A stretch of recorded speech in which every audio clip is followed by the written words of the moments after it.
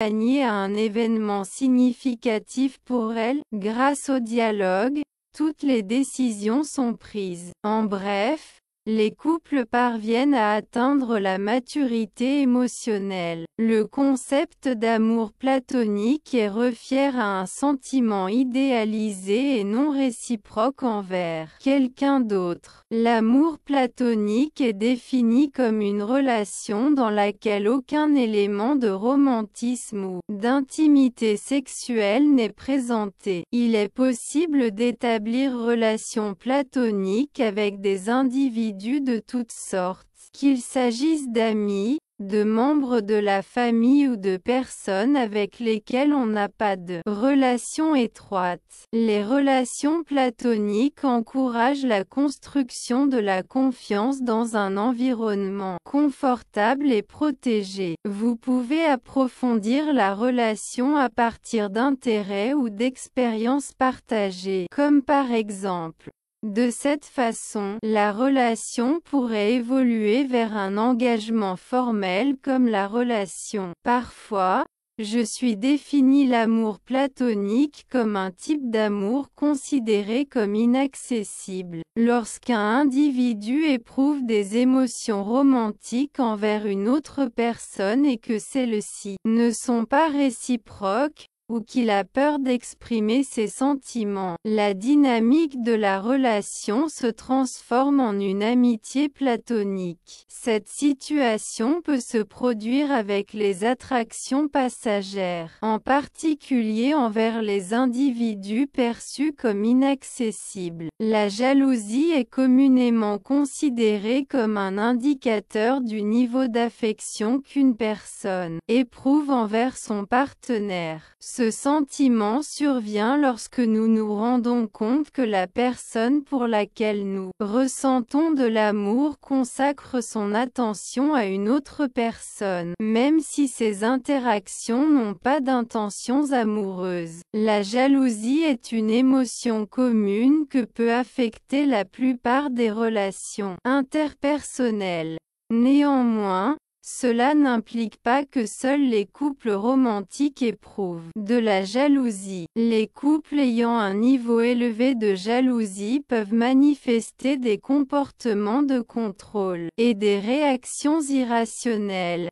Ils s'efforcent de garder leur partenaire éloigné de leur cercle social, y compris leurs amis, leur famille et d'autres influences négatives potentielles. Cette relation manque complètement de santé. La liberté est l'une des caractéristiques de l'amour qui est généralement moins compris. La personne amoureuse permet la liberté de son conjoint afin qu'il puisse être authentique, agir selon sa volonté et interagir avec d'autres personnes. Aucun signe de contrôle ou de jalousie excessive n'est observé dans la relation. S'agit-il d'amour ou de passion? Une fois que les caractéristiques de l'amour et de l'engouement ont été identifiées, il est possible de réfléchir à la relation personnelle et de fixer des objectifs pour l'avenir. Par exemple,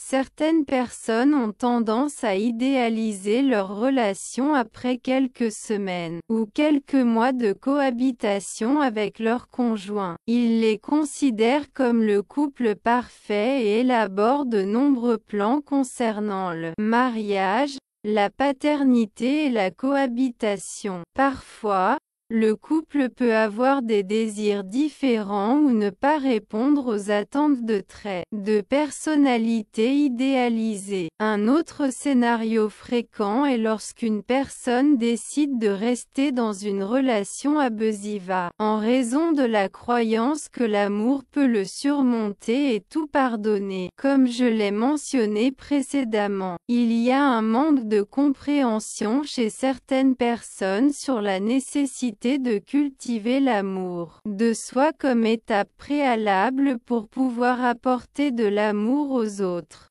En choisissant de tolérer les agressions et les manipulations au nom de l'amour, les gens ne se montrent pas d'amour-propre. La réflexion sur la question de savoir s'il s'agit d'amour ou d'engouement dans les contextes mentionnées et dans d'autres, implique l'exercice de l'intelligence émotionnelle. En étant prêt à prendre cette décision, vous évitez d'investir dans une relation qui n'a aucune perspective d'avenir, ce qui peut causer des dommages émotionnels et physiques. Il est essentiel de réfléchir à tous les événements qui se déroulent dans notre vie, car il est courant que certains aspects passent inaperçus. Le stress et la précipitation peuvent entraver notre vision, tout comme nos attentes personnelles. Il est donc optimal de développer l'habitude de réfléchir à nos désirs, d'évaluer notre véritable bonheur et de considérer les décisions à prendre dans des circonstances spécifiques. En ce qui concerne le sentiment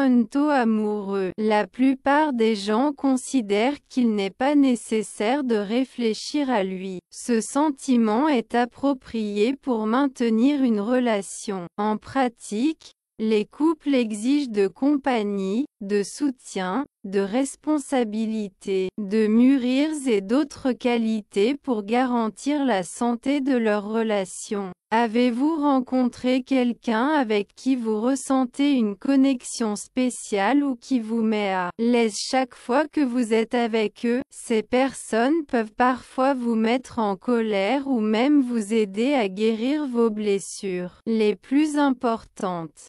Se fait référence à des personnes avec lesquelles vous ressentez un lien profond, parfois appelées âmes sœurs. Deux personnes qui sont des âmes sœurs ressentent une connexion spéciale et significative au niveau de l'âme. C'est sentir que cette connexion va au-delà de l'ordinaire, au-delà d'être des collègues ou un couple, et que quelque chose de plus profond les unit ou est en jeu. Peut-être qu'ils ont l'impression de se rencontrer dans une autre vie ou que leurs âmes ont accepté de se rencontrer dans cette vie. Quand j'entends quelqu'un dire âme sœur, il semble souvent qu'il se réfère à quelque chose d'unique, commente-t-il à MBG. Tess Whitehurst est une experte en spiritualité et un écrivain très prospère. Whitehurst pense qu'il y a beaucoup de gens qui sont parfaits pour nous. Puisque nous appartenons tous à la même humanité ou à la même conscience spirituelle, nous sommes en réalité tous connectés à un niveau profond de l'être. Comment identifier votre partenaire idéal? Nous allons analyser les différents types en considérant qu'ils peuvent se chevaucher. Quelqu'un peut être votre partenaire idéal de plusieurs façons différentes. Bref résumé, une âme sœur est lorsque deux personnes ont l'impression d'être connectées d'une manière très spéciale au niveau de l'âme. Il y en a personnes avec lesquelles vous avez décidé d'être connectés dans cette vie, qui sont les âmes sœurs les plus courantes. Ils ont peut-être décidé d'être de très bons amis, de la famille politique, d'élever des enfants ensemble ou de créer une entreprise ensemble. Une connexion spéciale peut être con quelqu'un de proche de toute une vie, comme un frère, ou avec quelqu'un de nouvellement connu, comme quelqu'un d'important dans votre travail qui vous donne une grande opportunité. Les âmes sœurs sont destinées à vous aider dans différents aspects de votre valeur, que ce soit émotionnel, professionnel ou dans tout autre domaine dont vous avez besoin pour réaliser ce que votre âme a planifié sur Terre. Aucun d'entre nous ne peut vivre seul, et les âmes sœurs nous font voir à quel point la vie est belle et complexe. Lorsque vous ressentez un lien spécial avec quelqu'un, c'est simplement le sentiment que cette personne est dans votre vie pour une raison. Par exemple, si vous êtes très occupé mais que vous rencontrez quelqu'un de nouveau que vous aimez, Vous pouvez ressentir une connexion spéciale avec cette personne qui vous motive à trouver le temps de cultiver cette relation. Vous ne voulez peut-être pas avoir un animal de compagnie, mais si un ami vous dit qu'il doit le quitter parce qu'il déménage à l'étranger, vous pourriez avoir l'impression d'en avoir une connexion spéciale avec cet animal et que l'emmener chez vous est la meilleure chose pour les deux. Vous pouvez imaginer les liens de l'âme comme les liens qui relient les gens, comme dans la chanson de Bruce Springsteen. Beaucoup de croyances et de pensées enthousiastes de l'Est parlent de l'idée d'avoir vécu dans le passé. Je peux toujours savoir si un client a trouvé quelqu'un qu'il a rencontré dans une autre vie, par la façon dont il décrit la connexion. Si vous ressentez une connexion spéciale avec quelqu'un, vous pouvez dire « Je ne me suis jamais senti comme ça ». Lorsque deux personnes ont eu une vie ensemble dans le passé, si elles se retrouvent dans cette vie, elles peuvent ressentir un lien fort et une attirance sexuelle intense. Ce que les gens ressentent, c'est l'énergie qu'ils ont partagée dans des vies passées et une reconnaissance profonde entre leurs âmes. Bien que vous puissiez ressentir un lien spécial avec n'importe quelle âme sœur, celles qui sont de vies antérieures, qu'elles aient eu des conflits ou qu'elles aient été des amis proches dans le passé, sont très fortes.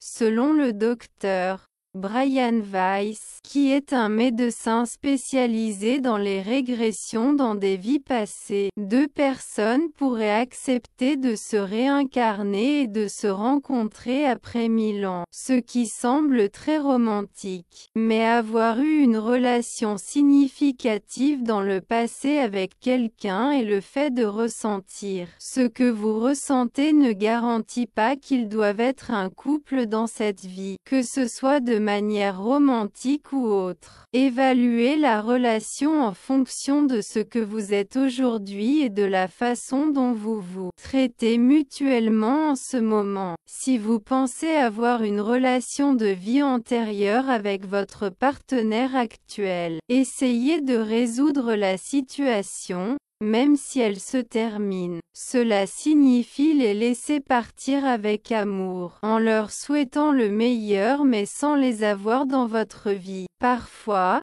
quand les personnes comme ils se retrouvent dans cette vie, ils cherchent à résoudre quelque chose ou à améliorer les choses à cette occasion. Les âmes sœurs karmiques sont parfois appelées âmes sœurs boules de démolition. Les âmes sœurs karmiques sont également connues sous le nom de almas jumeaux boules de démolition.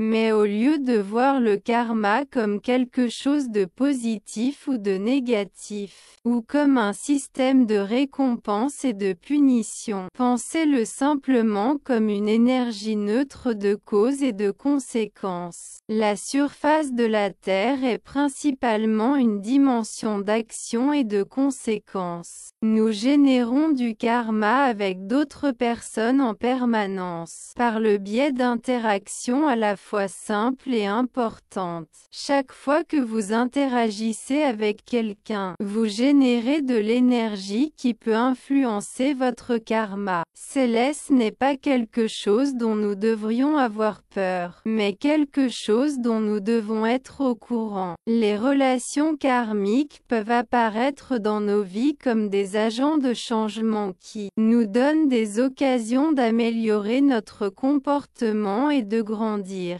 Ces relations peuvent être positives, négatives ou neutres. N'oubliez pas que l'esprit souhaite vivre de nouvelles choses, grandir et changer. Après avoir fait de nombreuses lectures intuitives à des personnes de différents endroits, il y a certaines choses que je sais avec certitude. Comme dirait Oprah. Une chose est que lorsque nous commençons une relation amoureuse sérieuse ou que nous tombons amoureux, il est probable que nous nous joignions émotionnellement à cette personne. Ce qui est certain, c'est que nous avons la possibilité de nous améliorer, d'apprendre et de nous développer à travers les relations. Dans les relations les plus heureuses, ou les plus saines, les couples romantiques peuvent toucher vos blessures les plus profondes ou vous défier de manière inconfortable. Lorsque deux personnes commencent une relation amoureuse, elles commencent également une nouvelle étape ensemble. J'ai eu de nombreux clients qui ont trouvé la personne parfaite et qui ont exprimé « J'ai l'hymen d'avoir attendu longtemps pour rencontrer cette personne. Ça vaut toujours la peine d'attendre. Trouvez des moyens de profiter de la vie. Efforcez-vous de croire que vous pouvez avoir une relation amoureuse réussie et demandez un soutien pour surmonter les expériences négatives dans l'amour que vous avez eu dans le passé. Ce terme commun fait référence à un lien spirituel fort. Et il y a ceux qui pensent que vous les appelez les jumeaux sont en fait une âme qui s'est séparée en deux corps. Selon cette idée, les flammes jumelles peuvent s'aimer, se défier, s'enseigner et se guérir les unes les autres d'une manière spéciale et forte. Cependant, Whitehurst dit qu'il n'est pas nécessaire dépendre de quelqu'un d'autre pour se sentir complet. N'oubliez pas qu'essayer de classer les personnes dans une catégorie spécifique dans votre vie, même dans la partie spirituelle, peut avoir des conséquences négatives. Bien qu'il y ait ceux qui trouvent que trouver votre âme sœur est l'expérience la plus romantique, il est important de se rappeler que toutes les relations que vous avez, qu'elles soient romantiques ou non, peuvent vous aider à grandir et à évoluer spirituellement. 7. Âme sœur compagne, également appelées amis de l'âme sœur. Toutes les personnes destinées à être ensemble ne sont pas des couples romantiques. Vos âmes sœurs compagnes, également appelées amis de l'âme sœur, peuvent être très importantes pour vous. Si vous considérez la vie sur Terre comme un voyage temporaire pour l'esprit, vous voudrez avoir des compagnons de voyage intéressants et solidaires, tout comme les personnages d'histoires épiques ou de légendes qui trouvent des compagnons sur leur chemin. Imaginez ces personnes comme des amis de l'âme, qui semblent destinés à se croiser dans votre vie afin qu'ils puissent tous deux se donner de l'amour et du soutien lorsqu'ils en ont besoin pour aller de l'avant dans cette aventure sur Terre. Ne sous-estimez pas l'importance des amis proches, qu'ils soient avec vous pendant longtemps ou seulement quelques mois. Les âmes sœurs sont importantes pour votre bien-être. Tout comme notre corps a besoin de nourriture et d'eau, notre âme a besoin de trouver des compagnons qui sont comme des âmes sœurs. Pourriez-vous s'il vous plaît fournir le texte que vous aimeriez que je simplifie? Groupe de personnes et d'esprits. De nombreuses âmes peuvent former des familles d'âmes. Cela peut être des gens qui sont comme une famille pour vous dans cette vie, comme un cousin qui fait partie de votre famille sur Terre et aussi à un niveau plus profond, ou des gens qui partagent des objectifs similaires, comme des militants de différents endroits qui se battent pour une cause commune ou des chercheurs spirituels qui travaillent ensemble pour répandre l'amour et la conscience dans le monde. Parfois, une personne naît dans le but d'aider à résoudre des problèmes familiaux tels que les dépendances, les abus ou les maladies. Les personnes ayant des intérêts similaires ne sont pas toujours pères et races parfaites, mais parfois elles le sont. Les personnes partageant les mêmes idées sont celles qui vous comprennent vraiment.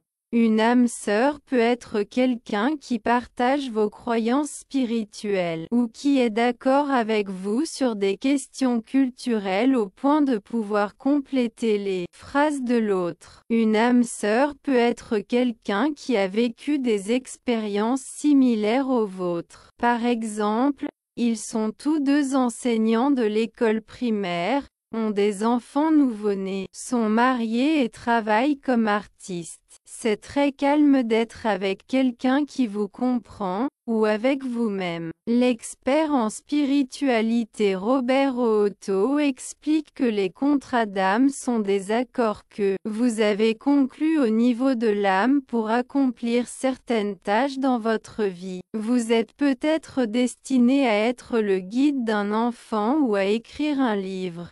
Ces accords peuvent être modifiés. Donc si vous êtes dans une situation négative, laissez-la ou remplacez-la par une meilleure. Mais, croire que vous êtes destiné à faire quelque chose de difficile, comme démarrer votre propre entreprise, peut vous donner la motivation et la force de surmonter les moments compliqués sur ce chemin. Pour savoir si vous avez un lien spécial avec quelque chose ou quelqu'un dans votre vie, c'est simplement faire confiance à votre intuition. Un guérisseur ou un guide peut apparaître dans votre vie d'une manière spéciale parce que c'est quelqu'un qui a beaucoup à vous apprendre.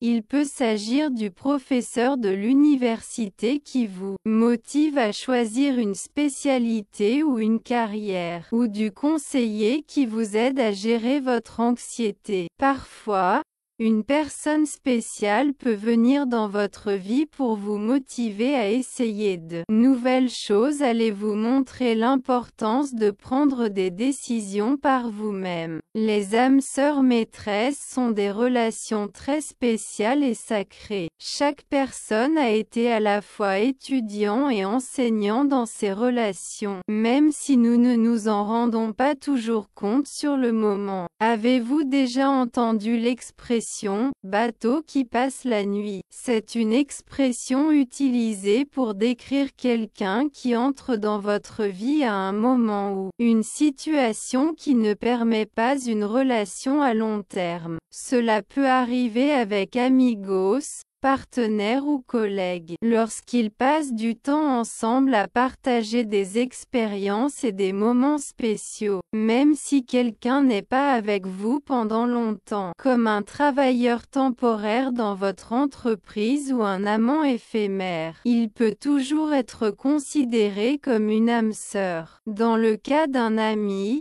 il est possible qu'ils se souviennent toujours du temps qu'ils ont passé ensemble et des leçons qu'ils ont apprises. Mais leur vie est très occupée pour maintenir l'amitié de manière profonde. Dans le cas de la personne aimée décédée, il est possible que vous vous en souveniez toujours avec amour ou que vous la voyiez comme une sorte de guide spirituel.